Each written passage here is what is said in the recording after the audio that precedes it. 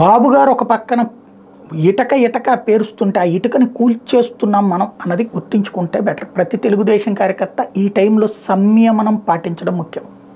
Party అధికారంలోకి రావాల్సిన time వచ్చేందుకు అవకాశాలను మెరుగుపరుస్తూ చంద్రబాబు గారు ఒక్కొక్క ఇటుక పేర్చుకుంటూ పోతుంటే ఆ టైంలో అత్యుత్సాహంతో చెడగొట్టుకుంటే నష్టం ఎవరికి ఆలోచించుకోవాల్సింది. ఎందుకయ్యా అంటే ఇప్పుడు ఓ పక్కన బీజేపీతో పొత్తు పెట్టుకుని ముందుకు వెళ్తుంటే భారతీయ జనతా పార్టీ మీద కామెంట్లు, ఒక నరసాపురం గురించి రఘురామకృష్ణరాజు మీద అభిమానంతో శ్రీనివాస్ వర్మ మీద కామెంట్లు, అనపర్తి మీద కామెంట్లు, నల్లమేల మీద ఉన్నటువంటి దీంతో ఇవి ఏమి సంకేతం వెళ్తున్నది?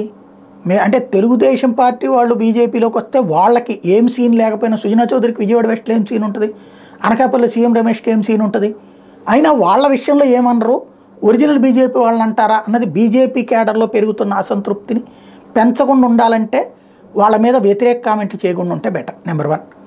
నెంబర్ 2 వచ్చేటప్పటికి వాలంటీర్ల విషయంలో చంద్రబాబు గారు జాగ్రత్తగా స్కెచ్ చేసి ఏదో పైనుండి కథ నడిపి కంట్రోల్ చేయగలిగారు.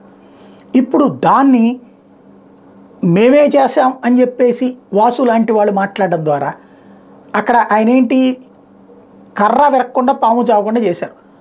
తను చేయించినట్టు కాకుండా ఈసీ పేరుతో చేయించారు చంద్రబాబు. అది మేమే చేయించామని సంకలు గుద్దుకుంటే స్టేట్మెంట్లు ఇస్తే దాని ఇంపాక్ట్ తెలుగుదేశానికి ప్రయోజనమా నష్టమా? ఇలాంటి ఈ టైంలో ప్రతి మాట బాధ్యతగా ఉండాలి. సమాజం మనల పట్ల హర్షం వ్యక్తం చేసేలా ఉండాలి. చంద్రబాబు గారి పట్ల ప్రేమ పెంచుకునేలా ఉండాలి. జగన్ మీద ద్వేషాన్ని చంద్రబాబు గారు చూసుకుంటారు.